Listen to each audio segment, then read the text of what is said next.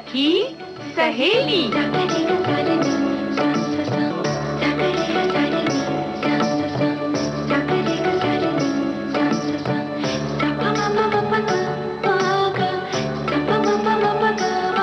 सखी सहेली।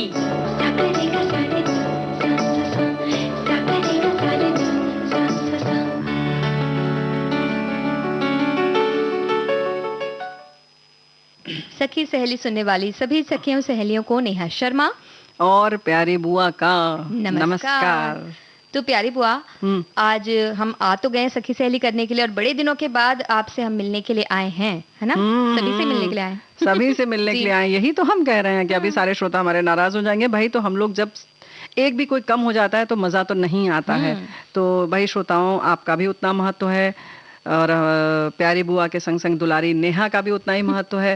तो सब एक एक मिलके हम लोग 11 हो जाते हैं और हमारे जब श्रोता मिल जाते हैं तो फिर तो हम तो हजारों लाखों करोड़ों में पहुंच जाते हैं और खुशी भी उसी अनुपात में बढ़ती जाती है ना। बिल्कुल। और आज खुशियों की बातें तो करनी है और आज जिन विषयों की बातें हम करेंगे बुआ जी वो बता देते हैं पहले। बिल्कुल बताओ जी। आज राष्ट्रीय मिर्गी रोकथाम दिवस है। तो इसकी हम बात करेंगे। साथ ही विश्व फलसफा दिवस यानी वर्ल्ड फिलोसफी डे भी आज है। तो क्योंकि तुम्हारा जो फलसफा है वो बिल्कुल अलग है जिंदगी का और सभी का अपना अपना होता है। और क्यों मनाते हैं, फलसफे का मतलब और उसकी उपयोगिता क्या है ये भी समझना बड़ा जरूरी है। और इसके संग संग बड़ा जरूरी ये है कि कहीं घूमने चला जाए, है ना? तो आज हम घूमने जाएंगे बीजापुर। अच्छा, तुम जब आती हो तो घूमने का जरूर कार्यक्रम बना कर आती हो। हमारा फलसफा ही है कि घूमते फिरते रहो, खुश रहो, आनंदित रहो। और वो दिन याद करो जब रास्ते में चप्पल टूटी थी क्योंकि रास्ते में चप्पल जब टूट जाती है तो बड़ा एक अलग सी स्थिति हो जाती है। वो कहते हैं ना, वो एक चुटकुला है, ऐसा कहते हैं कि वो लंगड़ा कर चलते हुए कोई आ रहा है तो उसके कमर में दर्द है कि उसके पैर में दर्द है या घुटने में दर्द है। हाँ, नहीं, 2 डॉक्टर में शर्त लग गई थी, है ना? और एक ने कहा कि नहीं, देख लेना इसके जो पैर की जो है एक अंगूठे या उसके बगल वाली उंगली की हड्डी टूटी है। दूसरे ने कहा नहीं नहीं, इसकी एड़ी में कहीं से मचक आ गई है। जब वो पास आया तो दोनों डॉक्टर की जो शर्त थी, अब भाई दोनों अड़े हुए थे अपने पे कि मुझे मैं चाल से बता सकता हूँ। जब वो पास आया तो उन्होंने कहा नहीं महाशय, डॉक्टर साहब, दोनों लोग गलत है, मेरी चप्पल टूटी हुई है इसलिए मैं ऐसे चल रहा हूँ। बिल्कुल। तो ऐसा भी हो जाता है जब चप्पल टूटती है तो बहुत सारी चाल बिगड़ जाती है, हाल बिगड़ जाता है। सामने वाले का हाल तो और बिगड़ जाता है। हाँ, तो क्या क्या हुआ ये हमें बताएंगे हमारे सभी श्रोता जी। और आज लाला लाजपत राय की पुण्यतिथि है जी। पंजाब केसरी के नाम से जिन्हें जाना जाता है। तो ऐसे लोगों की बात करना भी उतना ही महत्वपूर्ण है जितना कि घूमना फिरना जी। और उससे ज्यादा ये महत्वपूर्ण है ना जी। और अगर बात की जाए बुआ जी तो देश की स्वतंत्रता के लिए कई वीरों ने अपनी जान न्यौछावर की है और इन्हीं में से एक थे पंजाब केसरी वीर सेनानी लाला लाजपत राय, जिन्होंने न सिर्फ भारत की स्वतंत्रता के लिए उन्होंने संघर्ष तो किया ही बल्कि देश में सामाजिक बदलाव लाने की भी उन्होंने पैरवी की। उन्होंने अंग्रेजी शिक्षा को भी अपनाने के बारे में उन्होंने कहा और कई ऐसे स्कूलों की स्थापना भी उन्होंने की जिसमें वैदिक शिक्षा के साथ साथ अंग्रेजी भी पढ़ाई जाती थी। यानी कि उनका मानना था कि संतुलन जरूरी है और जहां वो नए बदलाव ला रहे थे वहीं ब्रिटिश सरकार की ज्यादतियों के खिलाफ बोलने में भी कभी पीछे नहीं रहे। लाला लाजपत राय ने कई महत्वपूर्ण आंदोलनों का नेतृत्व किया और जब साइमन कमीशन लागू किया गया तो उसके विरोध में साइमन गो बैक के उन्होंने नारे भी लगाए और लोगों के साथ आगे की पंक्ति में, अग्रिम पंक्ति में ये नारा लगा रहे लाला लाजपत राय पर पुलिस ने लाठियां बरसाई और फिर उनके सिर में भी चोट लग गई। और अंग्रेजों वापस जाओ का नारा देने वाले लाला लाजपत राय गरम दल के वो नेता थे और जब उन पर लाठियों का प्रहार हुआ तो उन्होंने ये कहा कि मेरे शरीर पर पड़ी एक एक लाठी ब्रिटिश साम्राज्य की ताबूत में कील का काम करेगी। ये दिन 30 अक्टूबर 1928 का दिन था जब उन्हें लाठियों से वार उन्हें झेलना पड़ा और वो बहुत जख्मी हो गए थे इसमें। बिल्कुल। 17 नवंबर 1928 को उन्होंने इस नश्वर शरीर को छोड़ दिया जिससे जनता का क्रोध और बढ़ गया और उनका कथन एकदम सत्य हो गया क्योंकि जैसे जैसे जनता का क्रोध बढ़ा वैसे वैसे ब्रिटिश साम्राज्य की जो नींव थी वो कमजोर होती चली गई। जाहिर है कि ताबूत में कील का काम किया और लाला लाजपत राय जैसे महान सेनानी को हम नमन करते हैं।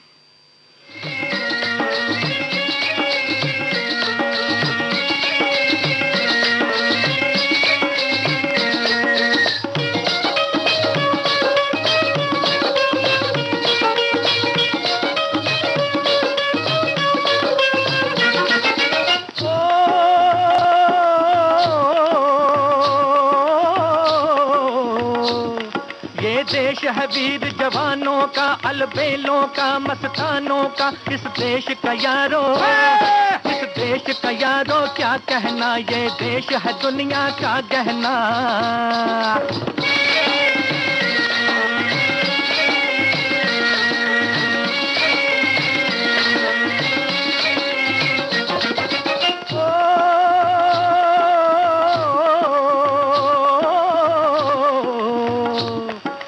चौड़ी छाती वीरों की, यहाँ भोली शक्लें हीरों की, यहाँ गाते हैं रांझे, यहाँ गाते हैं रांझे, मस्ती में मचती हैं धूमें बस्ती में।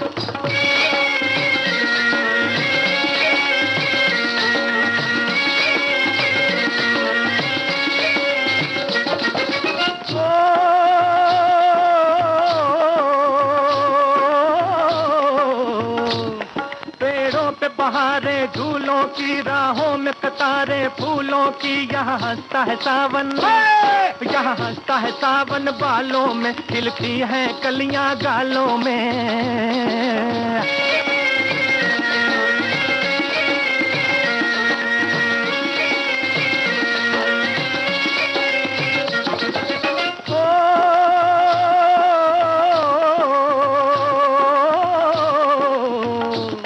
कहीं दंगल शौक जवानों के, कहीं करतब तीर कमानों के, यहाँ नित नित मेले, यहाँ नित नित मेले सजते हैं, नित ढोल और ताशे बजते हैं।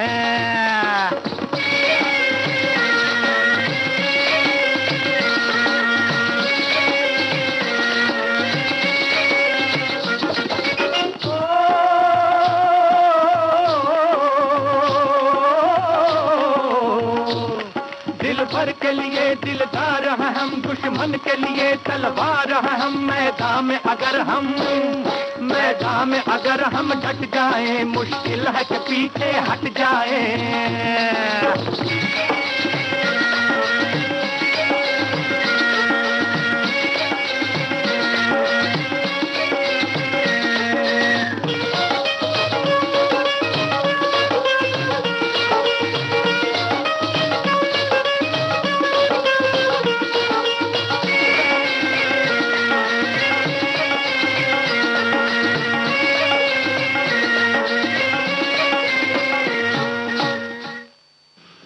तो बुआ जी, एक वाकई वीर जवानों का ये देश है और इस पर हमें गर्व होता है। समय समय पर जब भी हम उनकी बातें करते हैं, उनके बारे में सोचने से ही कितना अच्छा लगता है। अच्छा लगता है, और ऐसा ही हमारे श्रोताओं ने भी बिल्कुल अपनी बातें साझा की हैं। सभी ने श्रद्धा सुमन अर्पित किए हैं, उनको याद किया है।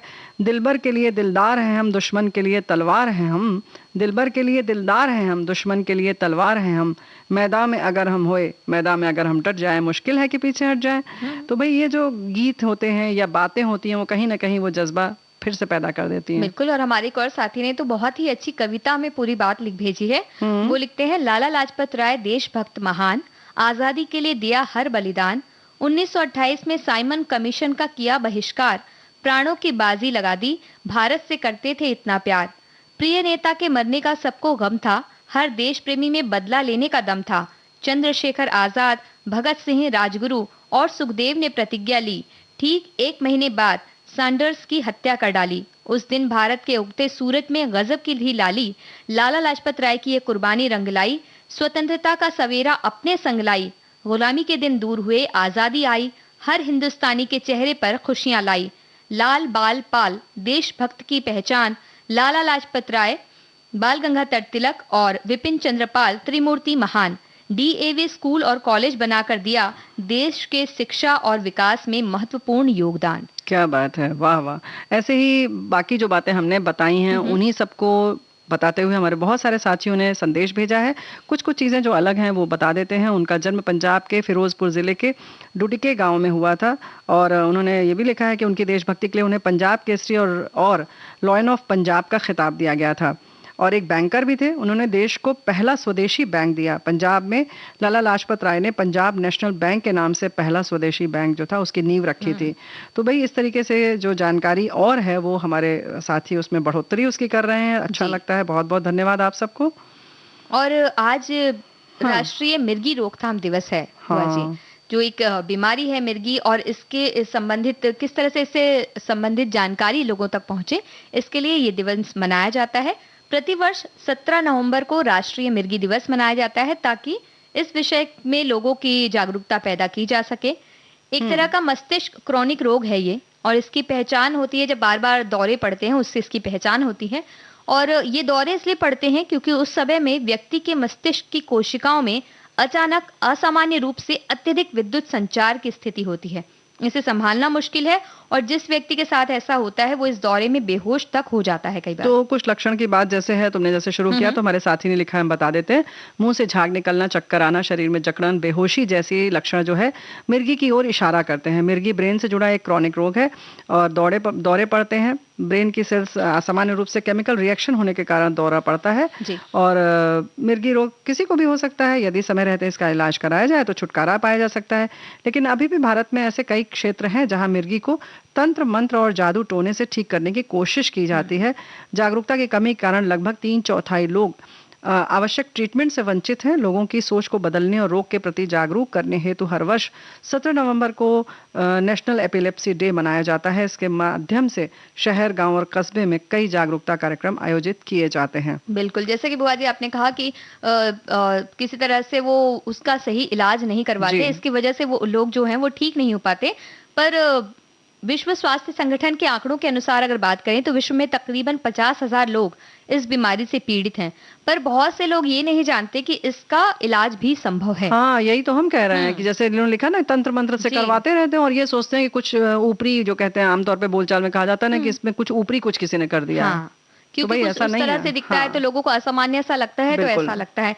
लेकिन किसी भी व्यक्ति में अगर ये लक्षण दिखते हैं तो पहचाना जा सकता है कि वो उन्हें मिर्गी का दौरा आ रहा है। तो घबराने की जरूरत नहीं है। पहले तो उन्हें नियंत्रित करने की कोशिश ना करें, पकड़े ना, और बहुत ज्यादा उन्हें जकड़ना पकड़ना ना करें, बल्कि उनके आसपास अगर कोई धारदार चीज रखी हो तो वो दूर कर दें। हटा दीजिए आप। अगर गला बंद टाइप का कोई कपड़ा होता है ना, कड़क कसा हुआ पहनते हैं, तो उसे ढीला कर दीजिए आप और उनको लिटा दीजिए। और उस टाइम में कुछ खिलाने पिलाने की कोशिश ना करें, क्योंकि ये उस समय वो सामान्य स्थिति में नहीं है, तो उनके लिए हानिकारक भी है। और दूसरा ये कि वो जो उनका शरीर जैसा अंदर से रिएक्ट कर रहा है वैसा ही शरीर काम करता है, प्रतिक्रिया कर रहा है एक तरीके से। जो भी तंत्र में बदलाव हो रहे हैं उसकी वजह से उनका शरीर है, तो उसको जबरदस्ती आप अपने हिसाब से तोड़े मरोड़े नहीं कि हम सीधा कर दें या ऐसे कर दें वैसे कर दें।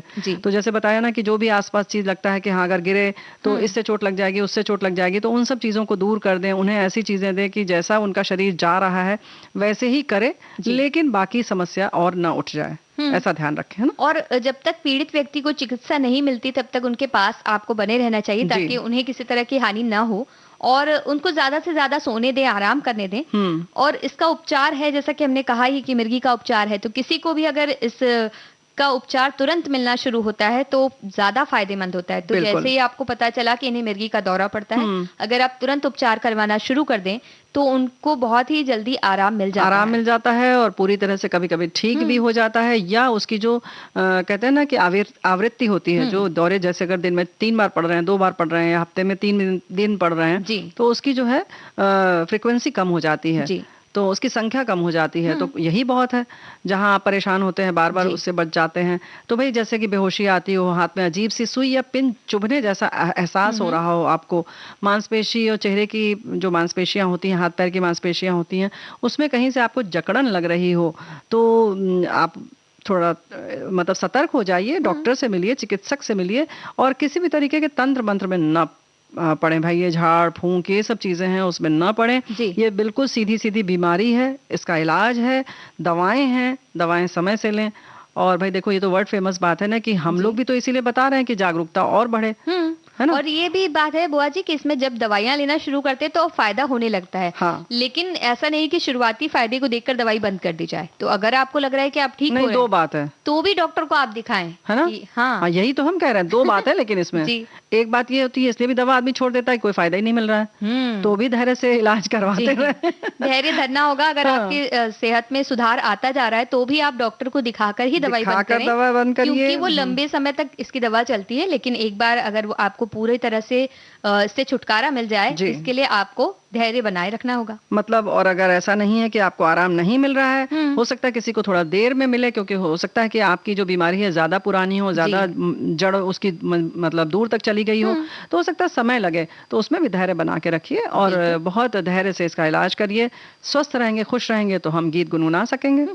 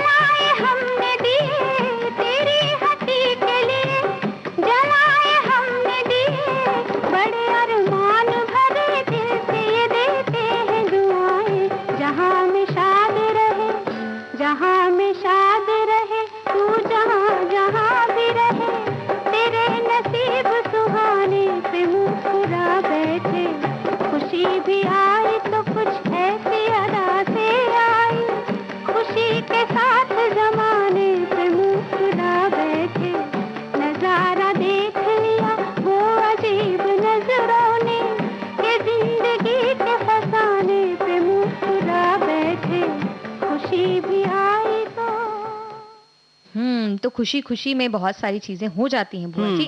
लेकिन तुम्हारा फलसफा क्या है भाई? देखो हमारा फलसफा है कि जब आपका कुछ काम वाम चलता रहे, काम वाम करें, लेकिन एक निश्चित अंतराल लें समय समय पर। और घूमने चले जाएं, क्योंकि घूम के जब आपको आते हैं कहीं से तो बहुत सारी चीजें यात्रा हमें सिखाती है। साथ ही अलग अलग जगह जब हम देखते हैं तो ऐतिहासिक बातें पता चलती हैं, या वहाँ के लोगों का रहन सहन हम पता करते हैं। यही तो हम कह रहे हैं कि अच्छा लगता है। और उसके बाद भाई ये तो पूरे मोहल्ले में वर्ल्ड फेमस है ना कि हमारे देश में घूमने की ऐसी ऐसी जगह हैं, कहीं चले जाओ तो सिर्फ प्राकृतिक नजारे आप देखते रहिए। कहीं समंदर है नीला, तो कहीं काले रंग का समंदर भी है, कहीं हरा दिखता है। तो मतलब सब कुछ प्रचुर मात्रा में है। लेकिन वहीं ऐसा नहीं है कि केवल प्रकृति ही प्रकृति है। हमने भी बहुत सारी चीजें बनाई हैं, राजा महाराजाओं ने।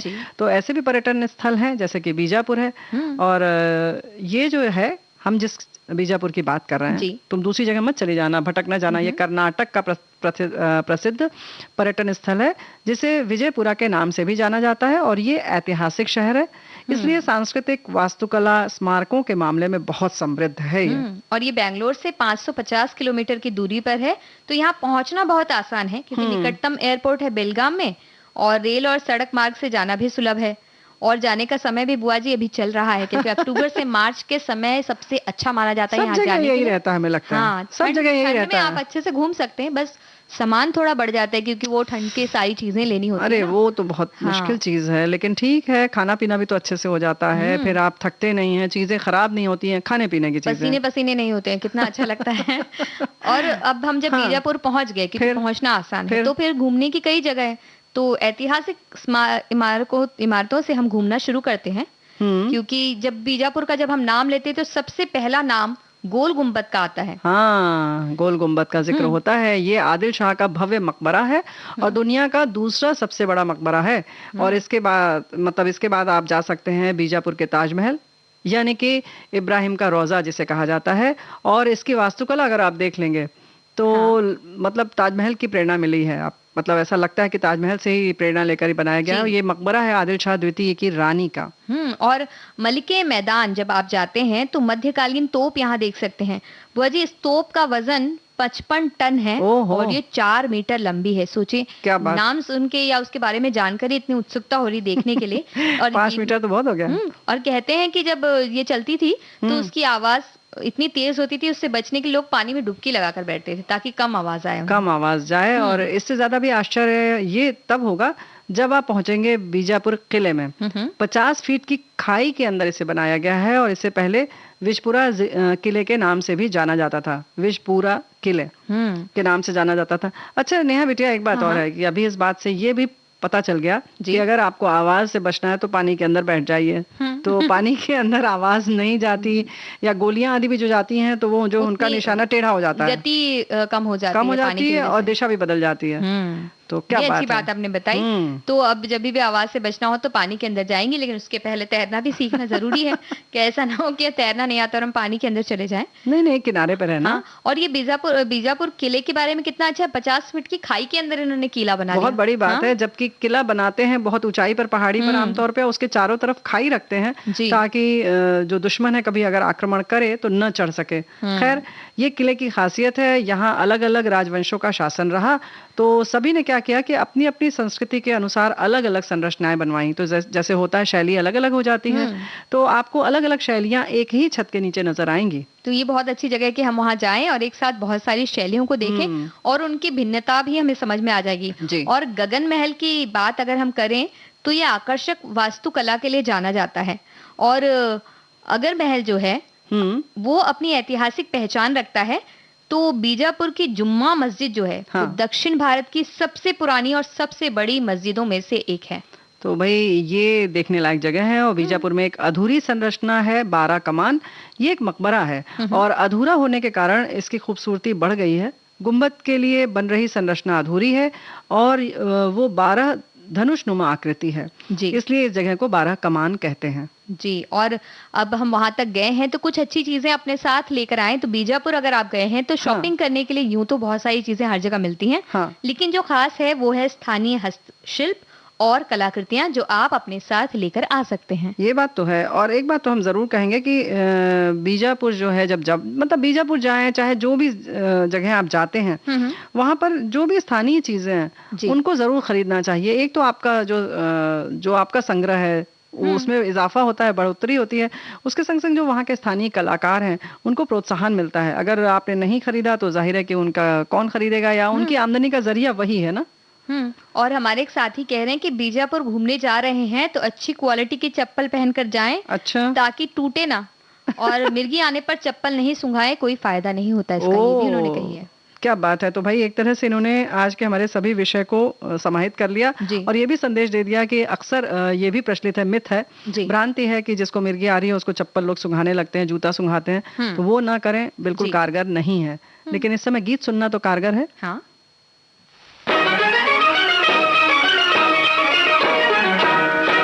ना ना ना रे ना ना, हाथ ना लगाना, तो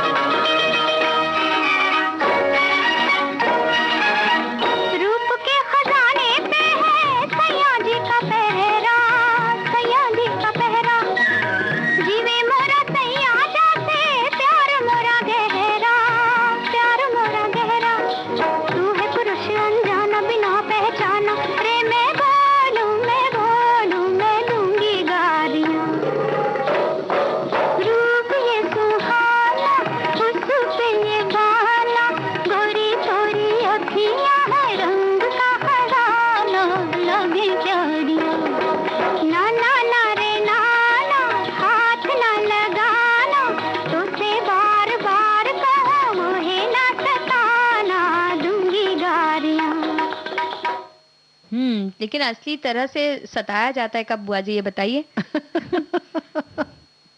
असली तरह से सताया कब जाता है? किसी के दूसरे के द्वारा या अपनी ही करनी के द्वारा? अपनी ही करनी के द्वारा। जब नहीं, आप भी देखो, अपनी करनी तो नहीं है, जो तुम हम समझ रहे हैं, तुम चप्पल टूटने की बात कर रही हो, तो हमारे एक साथी ने बहुत अच्छा लिखा है। हाँ, बताइए। कि फटे कटे जूते तो फिर भी चलकर जैसे तैसे घर पहुंच सकते हैं हम, लेकिन चप्पल टूट जाए तो पहनने वाले को लंगड़ा बना देती है। मजाल है कि 2 कदम भी ढंग से चलने दे, टूटी चप्पल नंगे पैर चलवा देगी पर समझौता नहीं करेगी। बहुत पुरानी चप्पल को पहनकर जाने में उसके टूटने का डर बना रहता है। ऐसी चप्पल को मंदिर या सत्संग वाली जगह पर ही पहनकर जाना चाहिए ताकि खो भी जाए तो दुख नहीं होगा। मगर ऐसी चप्पल थोड़ी खोती है वहाँ, नई वाली खोती है ना? अच्छा, हाँ, ये भी बात है। ऐसी चप्पल तो कहीं नहीं खोती है। कई बार ऐसा होता है किसी चप्पल को पहनते पहनते हम थक जाते हैं, तो हम चाहते हैं कि खो जाए, और उसके खो जाने के सारे प्रयास करते हैं पर वो खोती नहीं है। तो यही तो हम कह रहे हैं कि जो करना है वो चाहो मत, कभी अपने आप हो जाता है। और अब हम ये चाहते हैं कि एक छोटा सा अंतराल ले लें। लेना ही पड़ेगा।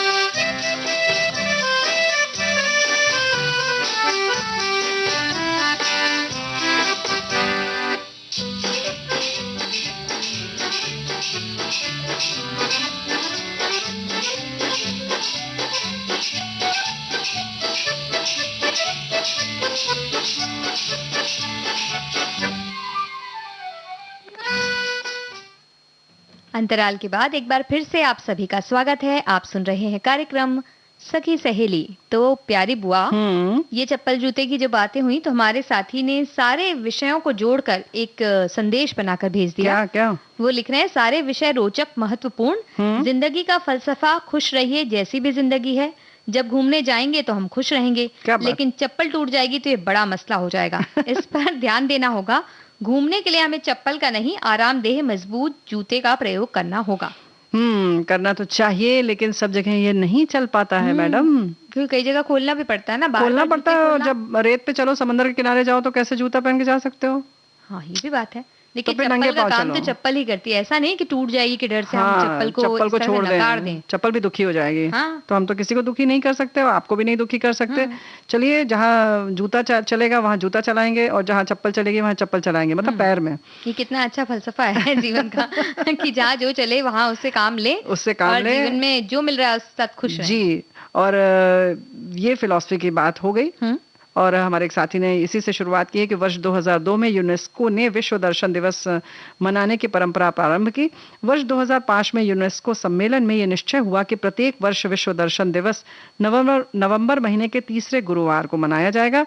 विश्व दर्शन दिवस उन दार्शनिकों के सम्मान में मनाया जाता है जिन्होंने संपूर्ण विश्व को स्वतंत्र विचारों के लिए स्थान उपलब्ध कराया। इस दिवस का उद्देश्य दार्शनिक विरासत को साझा करने के लिए विश्व के सभी लोगों को प्रोत्साहित करना, नए विचारों के लिए खुलापन लाने के साथ साथ बुद्धिजीवियों एवं सभ्य समाज को सामाजिक चुनौतियों से लड़ने के लिए विचार विमर्श को प्रेरित करता है। तो बिल्कुल सही बात, और पूरी बात इन्होंने एक तरह से समेट दी, संक्षेप में सार गर्भित बात कह दी। और हर साल नवंबर माह के तीसरे गुरुवार को मनाया जाता है, ये बिल्कुल सही बात इन्होंने कही। फिलॉसफी एक ग्रीक शब्द है जिसका अर्थ है ज्ञान का प्रेम, यानी ज्ञान से किस तरह से हम प्रेम करते हैं, यही फिलॉसफी सिखाता है। और हर संस्कृति में इसका स्थान है। हर संस्कृति में कई महान दार्शनिक हुए हैं और उनके विचारों को लोगों ने सराहा है। तो दर्शन शास्त्र उन सिद्धांतों की पैरवी करता है जिसके जरिए लोकतंत्र, न्याय, समानता और मानवाधिकार जैसे मुद्दे भी आसानी से हम सुलझा सकते हैं। तो बिल्कुल सही बात है। इसी सब उद्देश्य के लिए आज का दिन मनाया जा रहा है। लोगों में प्रेम बढ़े, एकता और भाईचारे जैसी भावनाओं को परस्पर जागृत करने की कोशिश हो। साथ ही विश्व में जो फिलॉसफी की जो शिक्षा है उसके प्रति जागरूकता है। लोग ऐसे सोचते थे कि अरे बड़े भारी फिलॉसफर हैं, फिलॉसफी जो पढ़ते हैं वो खास तौर से थोड़े से अलग हो जाते हैं, असामान्य से हो जाते हैं, सामान्य नहीं लगते, जबकि ऐसा नहीं है।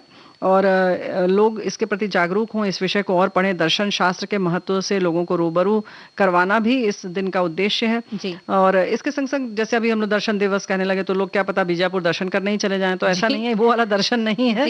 ये आपके एक विचारों का है, आपके क्या सिद्धांत हैं जीवन के। सिद्धांत कहते हैं कि भाई उनके जिंदगी का जो है सिद्धांत बिल्कुल अलग है, उनका फलसफा अलग है। तो ये इस तरीके की चीजें हैं। तो साल 2022 की अगर हम बात करें तो जैसे हर वर्ष थीम होती है ना नेहा बिटिया, तो इस बार की थीम है भविष्य का मानव।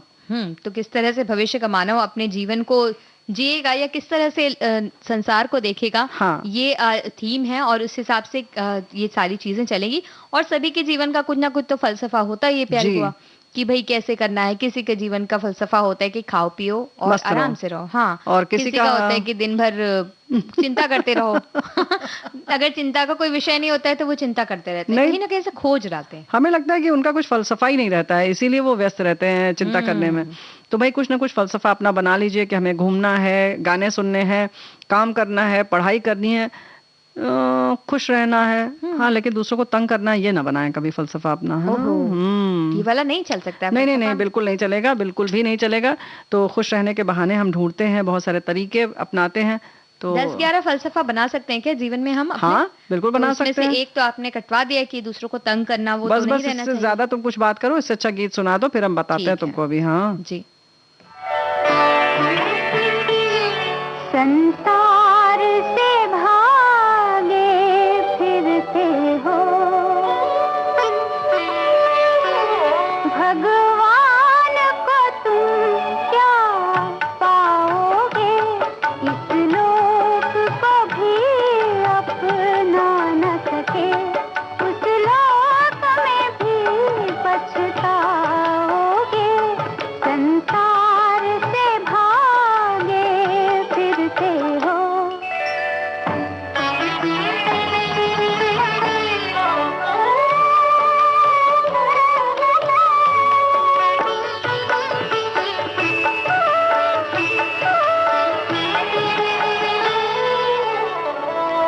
ये पाप है क्या, ये पुण्य है क्या, रीतों पर धर्म की मोहरे है। ये पाप है क्या, ये पुण्य है क्या, रीतों पर धर्म की मोहरे है, रीतों पर धर्म की मोहरे है। हर युग में बदलते धर्मों को कैसे आदर्श बनाओगे। संसार से भागे फिरते हो।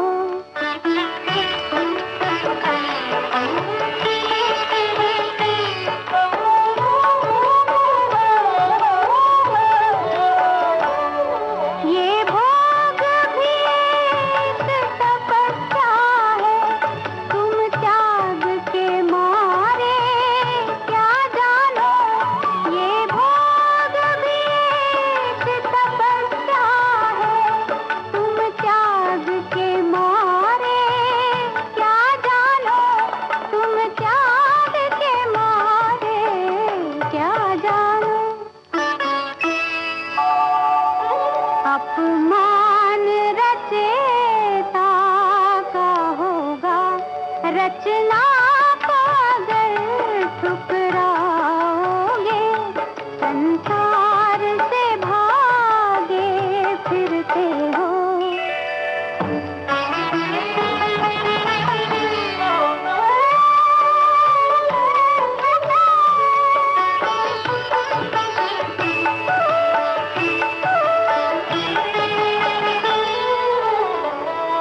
हम कहते हैं ये जग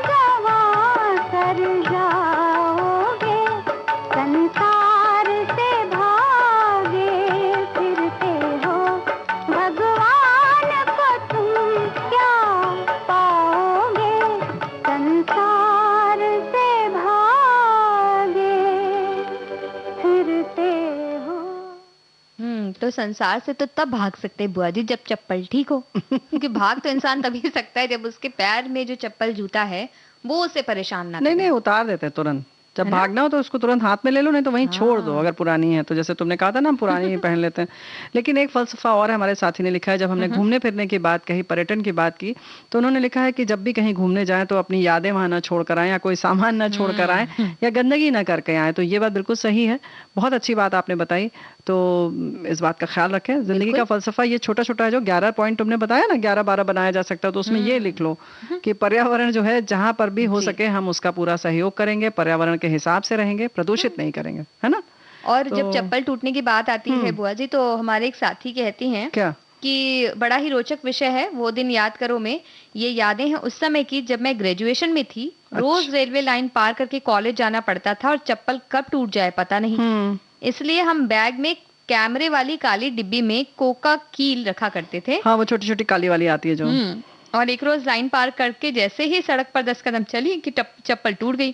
बस फिर क्या था, डिब्बी से कोका कील निकाली और पास पड़ी गिट्टी उठाई और चप्पल पर कील लगा के ठोक दी। चप्पल ठीक हो गई और जैसे ही चलने लगी तो देखा सामने तो वो चप्पल जूता बनाने के लिए काका बैठे थे। वो हंसने लगे, बोले बिटिया ये तुमने अच्छा किया, सब साथ लेकर चलती हो, हम सोच रहे थे कि आज बोहनी तुमसे हो जाएगी। तो अब इन्हें बड़ा अजीब लगा कि क्या कहें, तो बस उनसे यही कहा कि काका अगली बार आपसे ही ठीक करवा लूंगी, क्या करूं, अचानक मुसीबत आ जाए तो रखा करती हूँ। वो बोले कोई बात नहीं, लेकिन ये तरीका बढ़िया लगा।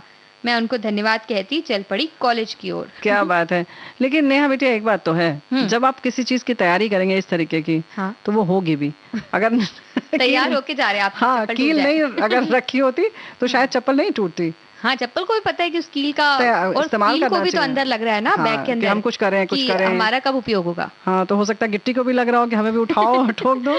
तो भाई ऐसा है कि हमारे बहुत सारे साथियों ने संदेश भेजा, बहुत बहुत धन्यवाद जिन्होंने भेजा है इनको। लेकिन मतलब चप्पल की फोटो भी भेजी है हमारे बहुत सारे साथियों ने, गुलाबी रंग की, बहुत सुंदर चप्पल है। लिखा है कि चप्पल टूट जाती थी रास्ते में तो बड़ी शर्म आती थी, वो दिन याद करो जब रास्ते में चप्पल टूटी। पहले एक जोड़ी चप्पल की व्यवस्था होना भी कठिन होता था। तो ये बात तो बिल्कुल सही है कि एक ही चप्पल होती थी तो कुछ ऐसी दिक्कतें भी आती थी जी। और भी बहुत सारी चप्पलें, जब बुआ जी चप्पल की तो एक अच्छी याद, आजकल तो चप्पलें अलग अलग तरह की आती हैं, इतनी सारी उसकी पट्टियां होती हैं कि आप कील लेके घूमे चाहे कोई सुई धागा लेके घूमे, मतलब वो छोटी डिबिया में नहीं होगा, पूरा बड़ा डब्बा रखना पड़ेगा। बनाने वाले जो हैं वो भी उसको देख के कहते हैं कि भाई ये तो बनने से ये नहीं बन सकती। लेकिन वो पहले जो आती थी बस 3 वो तिपहिया वाहन की तरह 3 चप्पल, तो वो सामने की ही टूटते, सामने का चक्का ही पंचर होता था उसका भी। हाँ, उसका जो पंचर होता था और वो सेफ्टी पिन से जुड़ भी जाता था। सेफ्टी पिन एक नीचे लगा लो और बस उसको चलते बहुत दिनों तक चलता था, चलती रहती, बनवाते भी नहीं थे। अच्छा, अब तो वो हवाई चप्पल भी ऐसी आती है कि बिल्कुल यूज एंड थ्रो। हाँ, और उस समय ऐसा होता था कि उससे बनवाने भी जाते थे तो सामने में एक चमड़े का जैसा टुकड़ा या रबर का टायर जो होता था, उसका रबर जोड़ दिया जाता था सिल के, और फिर उसको सिल दिया जाता था। फिर तो वो ऐसी मजबूत हो जाती थी बस जैसे कि फैक्ट्री से आई हो उससे ज्यादा। हाँ, उससे मार पड़े तो हम उससे हिल जाते थे, मगर वो चप्पल का कुछ हाल नहीं होता था खराब। तो भाई इस तरीके की बहुत सारी चीजें हैं जो हमारे साथियों ने याद की हैं। उन्होंने लिखा है कि बात उस समय की जब बेटे की शादी थी, बहन को तो भाई की शादी का ज्यादा उत्साह रहता ही है, अतः जब बारात जा रही थी बेटी बड़े उत्साह से बारात में पति और अन्य रिश्तेदारों के साथ डांस कर रही थी। विवाह और भाई की शादी के लिए सुंदर से लहंगे और ओढ़नी पहने थी और नई चप्पल हील वाली पहने थी जो कि डांस करते समय टूट गई थी। फिर क्या था, पति को बीच रास्ते से साथ लेकर घर आई और दूसरी चप्पल पहनकर बेटी जब तक बारात में पहुंची तब तक बारात विवाह स्थल तक पहुंच चुकी थी। फिर क्या था, बारात में खूब डांस करने का जो ख्वाब है वो अधूरा रह गया। तो लेकिन उन्होंने तो घाघरा पहना हुआ था तो पता भी नहीं चलता किसी को, लेकिन हाँ, रास्ते में कंकड़ पत्थर जरूर गड़ते। हमारे एक साथी कह रहे हैं कि एक बार कॉलेज के दिनों में ये वाकया हुआ। कॉलेज में मेरे बाएं पैर की चप्पल टूट गई। देखिए कितना दुख भरा ये वाकया होता है कि कौन से पैर की टूटी, ये भी तक याद है अब तक। दोस्तों में उपहास का पात्र न बनना पड़े इसलिए एक पैर की टूटी हुई चप्पल को ही पहनकर चप्पल की बद्दी को पांव के अंगूठे और उंगली से दबाकर किसी तरह घसीटता लंगड़ाता हुआ पास ही के एक मोची की ओर कूच करने लगा। जाते समय 2-3 मित्रों ने देखकर पूछ लिया पैर में क्या हुआ। चोट का बहाना बनाकर आगे बढ़ा ही था कि टूटी हुई चप्पल का रहस्य सबके सम्मुख आ गया। इसके पश्चात तो दोनों चप्पलों को हाथ में उठाया और नंगे पांव ही पहुंच गया बनवाने के लिए। तो भाई इस तरीके के वाकये होते रहते हैं आप, लेकिन उसका मजा लीजिए, न कि दुखी होइए। नंगे पाँव भी थोड़ी दूर चला जा सकता है, इतनी कोई दिक्कत नहीं है। नंगे पैर भी चला जा सकता है, लेकिन वही है कि हाथ में जब चप्पल उठा के जाना पड़ता है नंगे पैर, यूं तो नंगे पैर जा रहे तो आप बहुत सारे बहाने बना सकते हैं, लेकिन हाथ में लेके जाते हैं तो थोड़ा ऐसा होता है, सब पूछते हैं क्या हुआ भाई, क्या हुआ क्या हुआ, तो अच्छा ये नहीं लगता है लोगों को। तो ऐसा नहीं लगता कि लोगों को समझ नहीं आ रहा है कि चप्पल क्यों आदमी हाथ में लेके जाएगा? नहीं, लोग जानना चाहते हैं जानबूझ के। वो कहते हैं ना कि अच्छा इनकी भी चप्पल टूटती है, वैसी वाली बात जाननी होती है। चप्पल है तो चप्पल तो टूटेगी। अब जब सखी सहेली कार्यक्रम चलेगा तो गीत तो बजेगा ही बजेगा। तो ऐसे ही है चप्पल तो टूटेगी, है ना।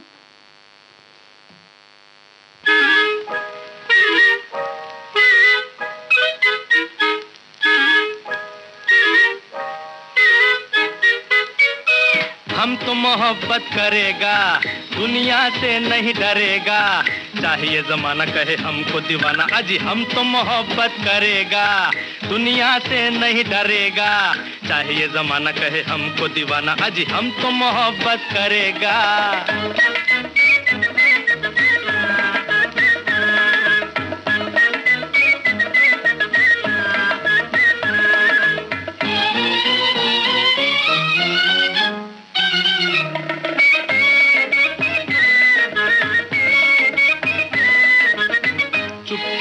आप तो दिल लेके चले जाते हैं, पीछे पीछे दीवाने फिर भी चले आते हैं।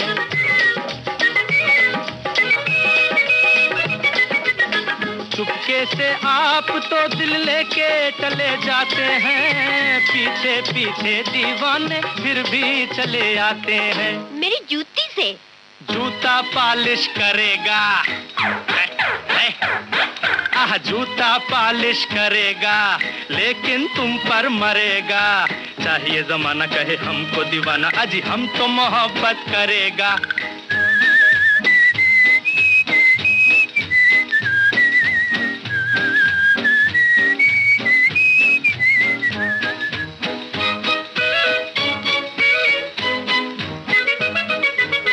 ठोकर से और भी अरमाए जवां होते हैं, दुनिया में हम जैसे आशिक भी कहाँ होते हैं।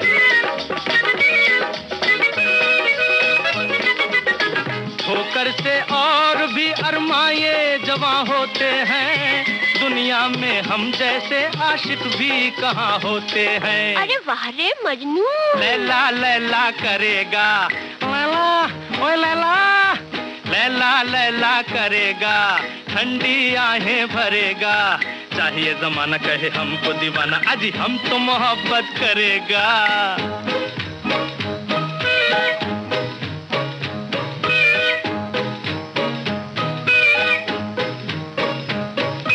हा हा हो ही हा हा, दूर हो के अजी यूं ना सताओ हमको, हम जिए कैसे भला ये तो बताओ हमको।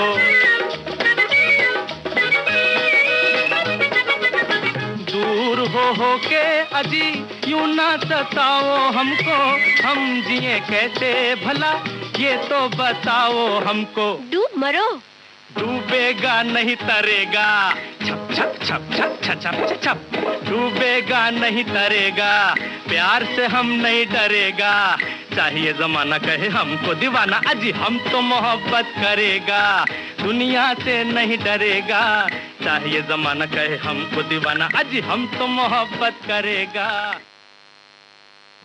तो मोहब्बत तो करेंगे, लेकिन चप्पल से भी कई लोगों को इतना प्यार होता है कि उसे छोड़ते ही नहीं। चप्पल बेचारी घिस जाती है, चप्पल मन ही मन कहती कि अब छोड़ दो, अब छोड़ दो, लेकिन नहीं। अरे तो भाई बहुत आरामदेह हो जाती है ना, क्योंकि चप्पल भी तो आपके पैर का आकार ले लेती है, स्वरूप ले लेती है। वैसे हमारे साथी ने लिखा है, हमारे फैक्ट्री में एक अंकल है, वो बेचारे कुछ इन्होंने लिखा है, सोल्यूशन समझ नहीं आ रहा है, एल्फी लगाकर टूटी चप्पल चिपकाते रहते हैं। बुआ जी उनको समझाएं एक नई चप्पल ले लें। तो भाई हम तो कहेंगे कि नई चप्पल ले लीजिए, लेकिन उसको भी रखिए अगर आपको बहुत मोहब्बत है उससे तो। हाँ, धो धा के उसको अच्छे से संभाल के रखिए, और उसके बाद में दिखाइएगा किसी को। नहीं, इसलिए रखें, नई चप्पल इसलिए ले लें कि कहीं धोखा दे दिया, और किस तरह से आपको कभी कभी हमारे बहुत सारे साथियों ने कैसे कैसे लिखा है कि नंगे पांव चलना पड़ा, दीपावली के दिन उन्हें दूसरी नई चप्पल लेनी पड़ी ना। हमारे साथी कह रहे हैं कि इस दीपावली पर रास्ते में मेरी चप्पल टूटी, गनीमत ही कि मैं बाजार में ही थी जब चप्पल टूटी और मैंने वहीं से दूसरी चप्पल ले ली, वरना मुझे नंगे पैर ही घर जाना पड़ता। हाँ। नंगे पैर चलने में भी उतना बुरा लगता नहीं है, बड़ा बुरा अच्छा नहीं लगता है, तो। लेकिन नेहा बिटिया तुम दिन जो उन्होंने लिखा है उस दिन तो बहुत खतरनाक है। दीपावली का दिन था तो आपने बहुत अच्छा किया, चप्पल ले लिया, लेकिन और किसी दिन हो तो आप थोड़ी दूर नंगे पैर चलिए। वैसे भी लोग कहते हैं कि धरती पर थोड़ी देर हमें नंगे पांव चलना चाहिए, उससे जो ऊर्जा मिलती है धरती माँ से वो बहुत सकारात्मक होती है और वो जरूरी भी है, क्योंकि अब हम लोग पूरे समय जो है वो चप्पल पहने रहते हैं। हमारे एक साथी कहते हैं कि वो दिन याद करता हूँ जब रास्ते में चप्पल टूटी थी। एक चुनावी सभा में गया था, वो साल था 1980। उस साल में भगदड़ हुई थी और डर के मारे भागने में ही मेरी चप्पल टूट गई और छूट गई थी, तो बिना चप्पल कड़ी धूप में घर पहुंचा था। मेरा मुश्किल काम हो जाता है कि बिना चप्पल कड़ी धूप में, मतलब गर्म जलता है, पैर जलता है कई बार। बचपन याद आ गया होगा ना, बचपन में तो जानबूझ के हम लोग नंगे पांव भागते थे कि कोई आवाज ना सुन ले, छत पे भागते थे। हाँ, नंगे पांव। हाँ। दबे पांव। आजकल तो बहुत से लोग हैं जो घर में भी चप्पल पहन के चलते फिरते हैं, तो कई बार आपको नंगे पैर भी चलना अच्छा होता है। खास तौर पे अगर आप हरी धूप पे या हरी घास पे आप चलते हैं सुबह सुबह, कहा जाता है कि अगर आप ऐसे चलते हैं तो आपके लिए अच्छा होता है। ये अच्छा होता है, आपके लिए अच्छा होता है, आपकी आंखों की रोशनी के लिए बहुत अच्छा होता है। खासतौर से आजकल जो मौसम चल रहा है जिसमें कि हल्की हल्की ओस शुरू हो गई है धूप पर, तो घास पे जो ओस पड़ती है उसमें अगर आप थोड़ी देर नंगे पांव चलेंगे तो बहुत अच्छा होगा। तो ये बड़े काम की बात बता दी गई। ये फलसफे जो हैं जिंदगी के वो बहुत काम के होते हैं, स्वास्थ्यवर्धक भी होते हैं, और जो हमारे दोस्तों की जो बातें आती हैं वो भी बड़ी स्वास्थ्यवर्धक होती हैं। हमारे एक साथी ने तो 32 साल पहले की बात याद की है। वो कह रहे चप्पल के विषय पर मेरे साथ हुई एक बहुत पुरानी घटना याद आ गई, जो शायद ही कभी किसी के साथ घटित हुई हो। लगभग 32 साल पहले की बात है। मुझे अपने शहर में एक मित्र के घर जाना था, जाने की कुछ जल्दी भी थी। शाम का कुछ धुंधलका छा गया था। मैंने अपने पैर में चप्पल पहनी तो जल्दबाजी में, एक पैर में स्लीपर और एक पैर में चमड़े की चप्पल पहन ली होगी। और उस समय बिल्कुल भी ध्यान नहीं दिया और जल्दबाजी में एहसास भी नहीं हुआ कि क्या पहन लिया है। मित्र के घर पहुंचने पर जब बाइक से उतरा तब ध्यान गया उस ओर, और उस समय हम सब की हंसी नहीं समा रही थी। तो अरे एक नया फैशन उन्होंने कहा, आजकल तो ये फैशन भी चल गया है, अलग अलग तरीके की चप्पलें, अलग अलग तरीके की चप्पल पहन लेते हैं। या जैसे दो सहेलियां हैं, दोनों ने दो रंग की चप्पल खरीद ली, काली और लाल मान लो, तो एक पैर में काली पहनेंगे तो दूसरे पैर में लाल, और दोनों मतलब अदला बदली कर लेते हैं। तो कुछ इस तरीके की भी दोस्ताना भी चप्पलें होती हैं, तो वो भी अपने आप में बड़ा अनोखा अनुभव है, प्रयोग लोग कर रहे हैं आजकल, तो आप भी कर सकते हैं। और 32 साल पहले वो प्रयोग कर चुके हैं, कारगर नहीं रहा, लेकिन उन्होंने कह सकते हैं कि उन्हें क्या पता था कि 25-30 साल के बाद ये एक फैशन बन जाएगा। क्योंकि आजकल जो है ना नए नए तरकीब ढूंढी जा रही है कि कैसे कैसे और हम खुश रहें, कुछ नया अंदाज लाएं। एक बार मैं अपने पति के साथ उनके फ्रेंड की शादी में जा रहे थे, जैसे ही मैं गाड़ी के नीचे उतरने को हुई मेरे एक उल्टे पैर की चप्पल की हील टूट गई। बहुत ढूंढा, कोई ठीक करने वाला मिले पर नहीं मिला, न ही कील की दुकान खुली थी। मेरी ननद का घर 5 किलोमीटर दूर था, उनको फोन किया, उनके बच्चे रात में चप्पल लेकर आए पर उसमें हील नहीं थी, और मैंने साड़ी पहनी थी। मरता क्या ना करता, पहनी फ्लैट चप्पल, शादी में गई, बड़ा बुरा हाल हुआ होगा वैसे। क्योंकि उसके हिसाब से उन्होंने साड़ी नीचे करके पहनी होगी और बाद में पूरी वक्त उन्हें साड़ी संभालती रहनी पड़ी होगी। तो भाई कुछ लोग कह रहे हैं कि हमारी किस्मत बड़ी अच्छी है कि हमारी चप्पल कभी नहीं टूटी। तो भाई चप्पल टूटने का नहीं, तो इसमें किस्मत क्या अच्छी थी, मतलब वैसे तो अच्छी बात है, चप्पल अगर टूटती तो किस्मत अच्छी थी। कितने अनुभव होते आज आप साझा करती, और कुछ नई चप्पल भी मिलती जल्दी मिलती। सही बात है, नई चप्पल मिलती कि नहीं मिलती ये तो हम बाद में बात करेंगे। एक गीत सुनते हैं फिर आगे और बातें करते हैं, है ना।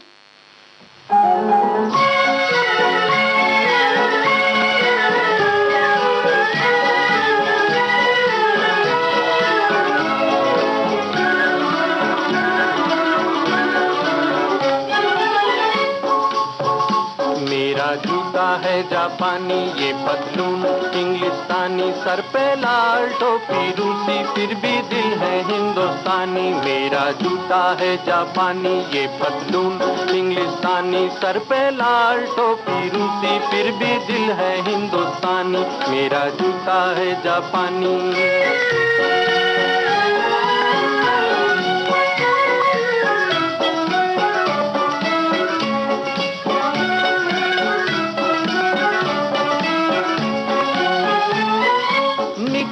पड़े हैं खुली सड़क पर अपना सीना ताने, अपना सीना ताने।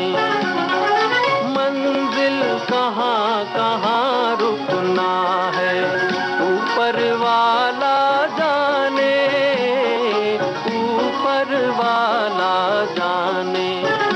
बढ़ते जाएं हम सैलानी जैसे एक दरिया तूफानी, सर पे लाल टोपी रूसी फिर भी दिल है हिंदुस्तानी, मेरा जूता है जापानी।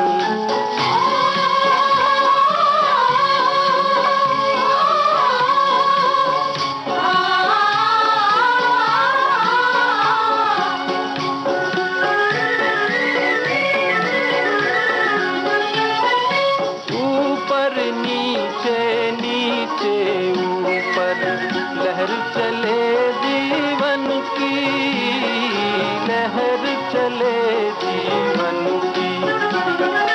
नादां है जो बैठ किनारे, पूछे राह वतन की, पूछे राह वतन की।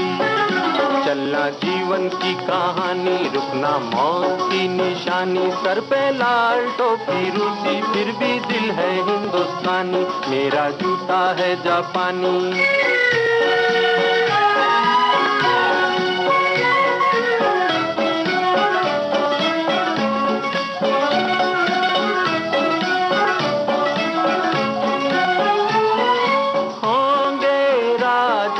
राजकुंवर हम बिगड़े दिल शहजादे, बिगड़े दिल शहजादे।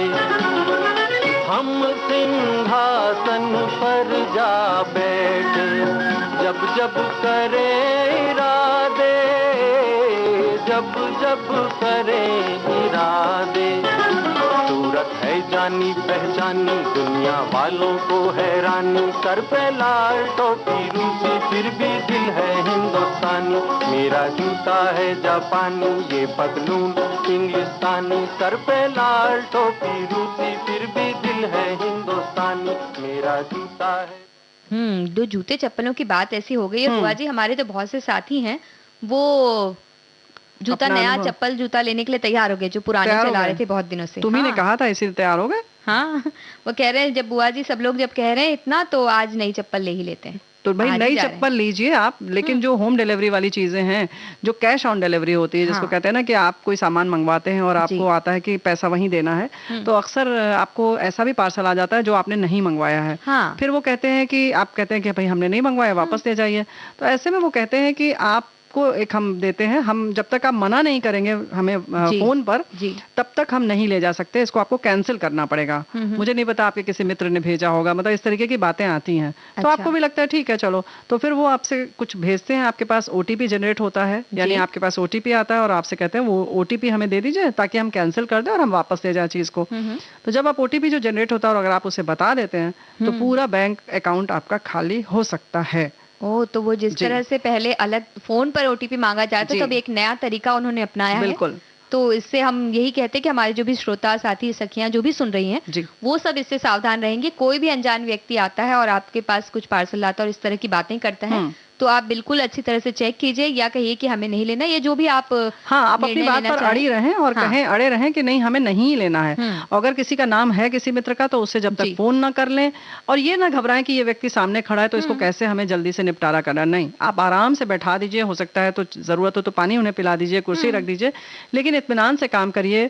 और इस तरह से पैसे का मामला जो है वो आजकल फिर बराबर साइबर क्राइम नए नए तरीके से हो रहे हैं, तो आपके पैसे बचे रहे, हम तो यही चाहते हैं। इस तरह से जागरूक रहिए, पैसे बचे रहेंगे तो आप नई चप्पल, नए जूते और अपनी पसंद की सारी चीजें ले सकते हैं। जी। तो अब बुआ जी लेते हैं सभी से इजाजत। नेहा शर्मा और प्यारी बुआ का नमस्कार।